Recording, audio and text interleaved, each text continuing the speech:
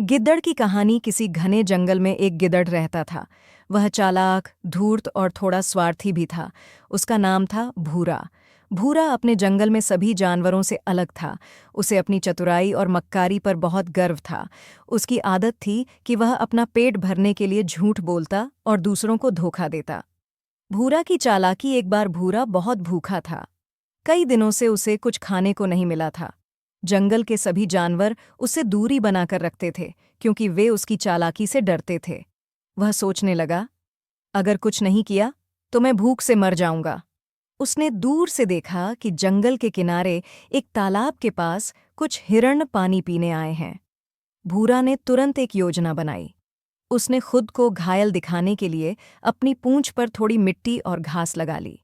फिर वह धीरे धीरे लंगड़ाते हुए तालाब के पास पहुंचा और दर्द से कराहते हुए बोला, अरे भाई हिरणों, मुझे मदद चाहिए। मैं कई दिनों से भूखा हूं और जंगल के शेर ने मुझे घायल कर दिया है। क्या तुम मेरे लिए थोड़ा पानी ला सकते हो? हिरणों को भूरा पर दया आ गई। उन्होंने सोचा कि वह सचमुच घायल है। एक हिरण पानी लेने गया और जैसे ही वह भूरा के पास आया, भूरा ने झपटकर उसे पकड़ लिया। बाकी हिरण डर के मारे भाग गए। भूरा ने बड़े आराम से हिरण को खा लिया और पेट भरकर सो गया।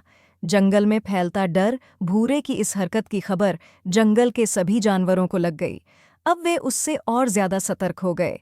सभी जानवरों ने मिलकर यह फैसला किया कि वे भूरा को सबक सिखाएंगे।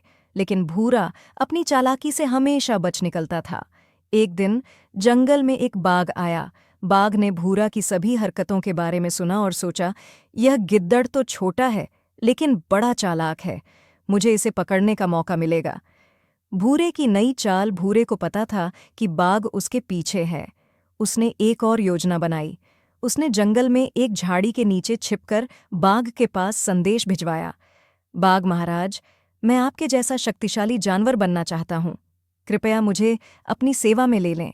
बाघ ने सोचा, अगर यह गिद्दड़ मेरी सेवा में रहेगा तो मैं इसका इस्तेमाल अपने फायदे के लिए कर सकता हूँ। उसने भूरा को बुलाया। भूरे ने अपनी चालाकी से बाघ को खुश कर दिया। वह बाघ के साथ रहने लगा और छोटे जानवरों को पकड़कर बाघ के लिए लाने लगा। बदले में बाघ उसे बचा हुआ भोजन खाने देता। धोखेबाज का अंत। एक दिन भूरा ने सोचा कि वह बाघ को भी धोखा दे सकता है। उसने बाघ से कहा, महाराज, जंगल के राजा शेर ने मुझे संदेश भेजा है। वह आपसे मिलने आना चाहते हैं। लेकिन आप जानते हैं, शेर की ताकत को चुनौती देना ठीक नहीं होगा। क्यों ना हम उसे जंगल के बीच में बुलाएं और एक जाल में फंसा दें। बाघ ने भूरे की बात मान ली।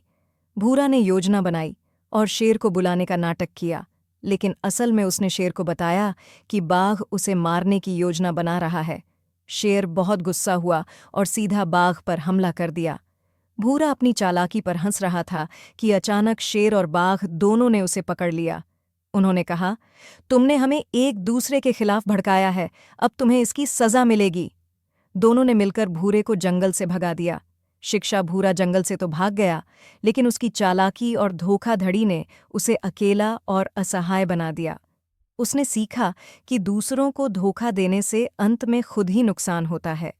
यह कहानी हमें सिखाती है कि चालाकी और धोखे से थोड़े समय का फायदा हो सकता है, लेकिन दीर्घकाल में सच और ईमानदारी ही स्थायी सफलता दिलाती है।